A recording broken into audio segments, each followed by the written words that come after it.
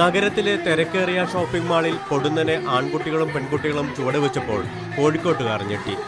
മയക്കുമരുന്നിനെതിരായ flash പ്രകടനമാണിതെന്ന് വൈകിയാണ് പലരും അറിഞ്ഞത്.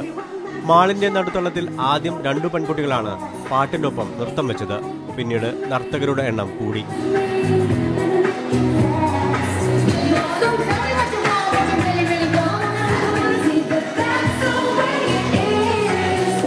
ആദ്യം അറച്ചുനിന്ന കാഴ്ചക്കാർ പിന്നീട് കുട്ടികളോടൊപ്പം കൂടി. ഒടുവിൽ 100ഓളം പേരുള്ള നൃത്ത സംഘമായി മാറി.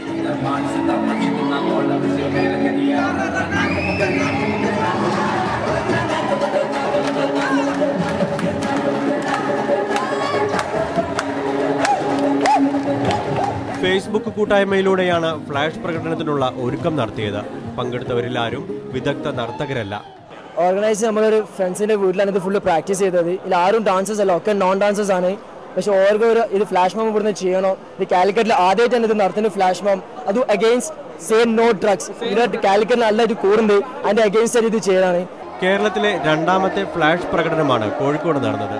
മുല്ലപ്പെരിയാർ വിഷയത്തെ അടിസ്ഥാനമാക്കി കൊച്ചിയിൽ നടന്നതാണ് ആദ്യത്തേത്. Sunil baby, India vision, Kozhikode.